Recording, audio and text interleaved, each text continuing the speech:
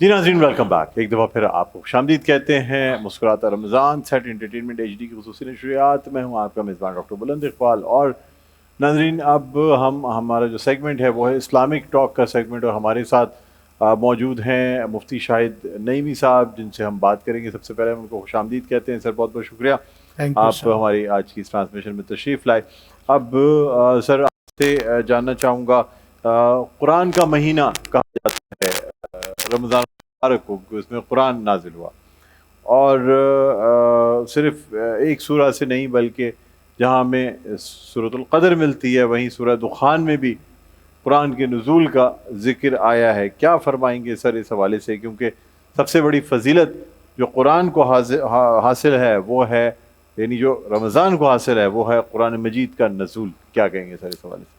الحمد للہ وحدہ والصلاة والسلام علی من لا نبی بعدہ، اما بعد فاعوذ باللہ من الشیطان الرجیم. بسم اللہ الرحمن الرحیم. انا انزلناہ فی لیلۃ مبارکہ. صدق اللہ العظیم. الحمدللہ ثم الحمدللہ. ماہ رمضان المبارک کا دوسرا عشرہ یعنی عشرہ مغفرت اپنی رحمت، اپنی بخشش، مغفرت لٹا رہا ہے.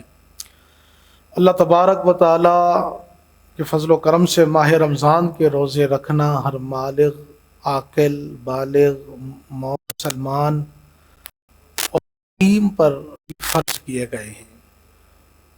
رمضان المبارک کا روزہ رکھنا یہ بہت بڑے فضیلت کی بات ہے، جس سے اللہ تبارک و تعالی ہمیں تقوی کی دولت سے مالا مال فرماتا ہے.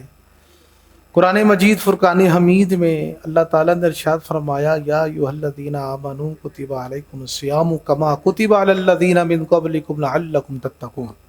اے ایمان والو، تم پر روزے فرض کیے گئے ہیں جیسے تم سے پہلے لوگوں پر فرض کیے گئے تھے، لعلکم تتقون، تاکہ تم پرہیزگار ہو جاؤ، متقی بن جاؤ. اب لعلکم تتقون کے اندر اللہ تبارک و تعالی ایک نقطہ بیان فرمایا ہے. روزے کا جو مقصد ہے صرف اور صرف وہ پرہیزگاری ہے. وہ تقوی کی دولت سے اللہ تبارک و تعالی انسان کو مالا مال کرنا چاہتا ہے. اب رہا مسئلہ قرآن مجید فرقان حمید کے حوالے سے روزے کی اہمیت. روزہ اتنی زبردست اللہ تبارک و تعالی نے ہمیں اپنی نعمت سے سرفراز فرمایا ہے، جس کے متعلق اللہ فرمایا تم روزہ رکھو گے تو متقی بن جاؤ گے. تو پتہ چلا کہ روزہ رکھنا یہ بڑا اثر ہے تقوی کے لیے. اگر تم متقی بننا چاہتے ہو تو سنو میں تمہیں ایک ایسا پریکٹیکل جو ہے لایا عمل دے دیتا ہوں جس سے تم میرا قرب حاصل کرنے میں کامیاب ہو جاؤ گے. قرآن مجید فرقان حمید کا مطالعہ کیا، نبی کریم صلی اللہ علیہ وسلم کی احادیث کریمہ ہمیں جب تقوی کا درس دیتی ہے تو وہاں رمضان مبارک کا جو روزہ ہے وہ ہمیں بہترین اس میں مدد دیتا ہے.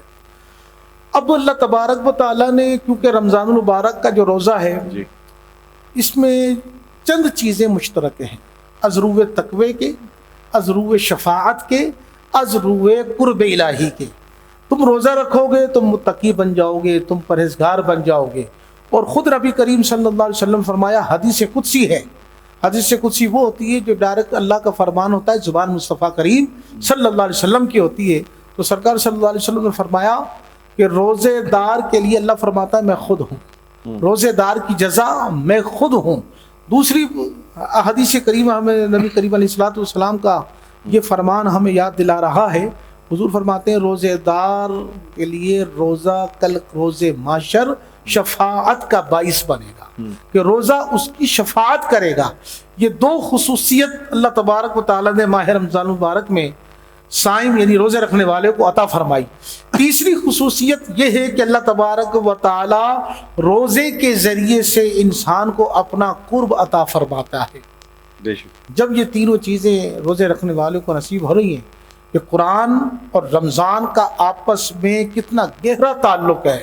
اللہ تبارک و تعالیٰ نے سورۃ دخان میں فرمایا کہ بے شک ہم نے اسے ایک مبارک رات میں نازل کیا ہے. بے شک تو ماہ رمضان المبارک اور قرآن کا آپس میں اس میں اتنا گہرا تعلق ہو گیا، اور جو ان تعلق کے درمیان میں آئے گا قرآن نے اس کو صراحتاً کے ساتھ بیان فرمایا جب انسان قرآن اور روزے کے درمیان میں اپنے آپ کو حائل کرے گا تو اسے کیا ملے گا؟ ایک تو اللہ کا اسے فضل مل رہا ہے کہ اللہ فرماتا ہے کہ میں اس کے روزے کی جزا میں خود ہوں. دوسرا روزہ کہہ رہا ہے کہ اگر یہ دنیا میں مجھے بجا لاتا ہے تو روزے محشر میں اس کو بھول نہیں سکتا، بلکہ میں خود اس کی سفارش اللہ کے دربار میں پیش کروں گا. سبحان اللہ. جب یہ دونوں چیزیں مل جاتی ہیں تو جب اللہ تبارک والا دیکھتا ہے کہ میرا روزہ اس کا سفارش ہے اور مجھے یہ اپنا قرب پانے کے لیے رکھ رہا ہے، تو اللہ فرماتا ہے کہ میں اس بندے کے لیے خود حاضر ہوں. تو بندہ ان تینوں سعادتوں میں کامیاب ہو جاتا ہے. نہ صرف کامیاب ہوتا ہے، اللہ تبارک تعالیٰ اس کو جنت الفردوس میں ایسا مقام عطا فرماتا ہے کہ روزے دار کے لیے اللہ تبارک و تعالیٰ نے ایک دروازہ رکھا ہے، اسے باب الریان کہتے ہیں.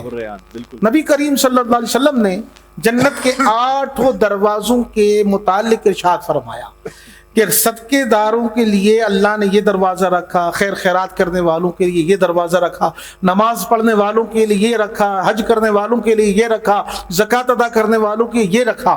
کریم آقا صلی اللہ علیہ وسلم کہتے ہیں اے میرے مسلمان گواہو، اے غلاموں، میں تمہیں ایک بات اور بتاتا چلتا ہوں.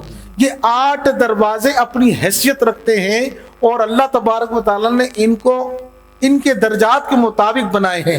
لیکن جنت کے جو 8 دروازے ہیں، یہ 8 دروازے وہ ہیں کہ روزے دار کو اتنی اتھارٹی حاصل ہوگی، وہ جس دروازے سے چاہے جنت میں داخل ہو جاتا ہے. واہ واہ. اس کے لیے محض اللہ تبارک و تعالیٰ نے باب الریان بنایا ہے.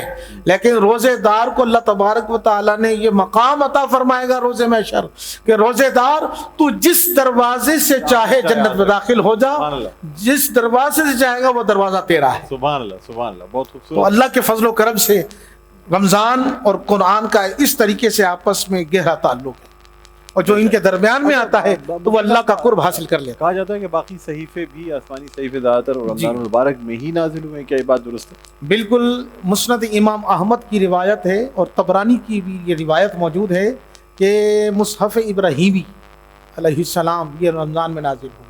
اسی طریقے سے توریت شریف، زبور شریف، دیگر انبیاء پر جو مصحف شریف نازل کیے گئے ہیں ان کا نزول کا جو زمانہ تھا وہ رمضان المبارک کا زمانہ تھا. تو اللہ تبارک و تعالیٰ نے قرآن مجید فرقان حمید اللہ تبارک و تعالیٰ کا وہ چھپا ہوا خزانہ تھا جو اللہ نے اقوام عالم سے چھپا کر رکھا.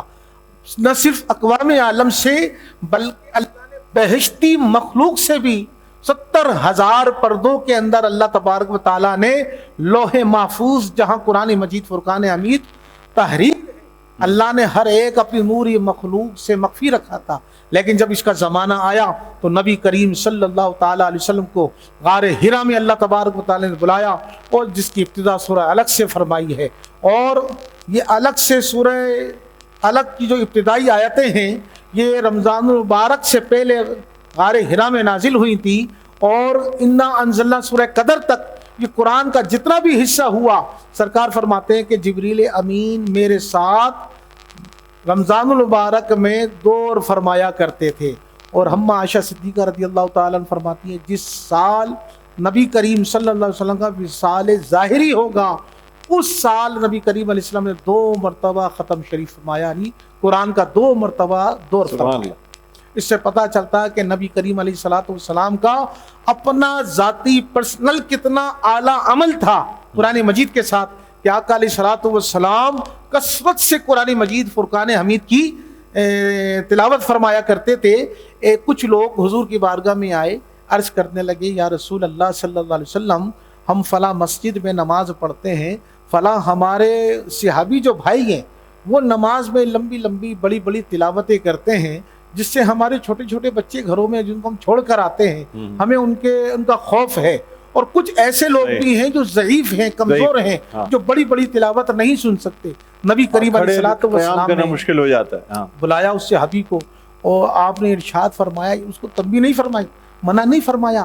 سرکار دو عالم فرماتے ہیں اے میرے غلام میرا بھی جی چاہتا ہے کہ جب میں عشاء کی نماز پڑھاؤں، فجر کی نماز پڑھاؤں یا مغرب کی نماز پڑھاؤں، میرا جی چاہتا ہے میں ایک رکعت میں سورہ بقرہ کی تلاوت کروں، میرا جی چاہتا ہے میں دوسری رکعت میں سورہ آل عمران پڑھوں، لیکن مجھے گھروں سے بچوں کے رونے کی آواز آتی ہے تو میرا رب مجھے فرماتا ہے محبوب تخفیف فرمائے. مجھے اپنے کمزوروں کی رعایت کرتے ہوئے مجھے حکم ہوتا ہے کہ اس لیے کہ میں دنیا میں آسانی پیدا کرنے کے لیے آیا ہوں، دشواریوں کو دور کرنے کے لیے آیا ہوں۔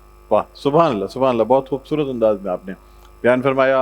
مفتی صاحب ہم آپ کا شکریہ بھی ادا کرنا چاہیں گے، اور خاص طور پہ جو رمضان المبارک اور قرآن، کیونکہ اب آنے والے دنوں میں آخری عشرہ اور پھر شب قدر، اور خاص طور پہ شب قدر کو ڈھونڈنے کے لیے بھی کہا گیا ہے کہ اسے آخری عشرے کی تاخیراتوں میں تلاش کرنا ہے، اور اب کو سننے میں آ رہا ہے کچھ بارش کے بھی امکانات ہیں، اور شاید اگر ہم بہت ہی تجسس اور خشوع و خضوع کے ساتھ عبادات کریں تمام تاخیراتوں میں، تو ہو سکتا ہے کہ ہمیں شب قدر کو ہم پا لیں، پانے میں کامیاب ہو جائے۔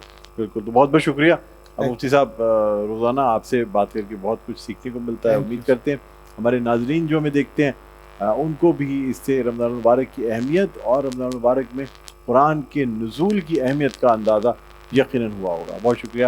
ایک وقفہ، لیکن آج وقفے کے بعد آپ کی خدمت میں حاضر ہوں گے۔ علم و آگہی سیگمنٹ، کوئی سیگمنٹ پیش کیا جائے گا، کہیں نہ جائیے گا، دیکھتے رہے ہماری خصوصی نشریات مسکراتا رمضان ڈاکٹر بلند اقبال۔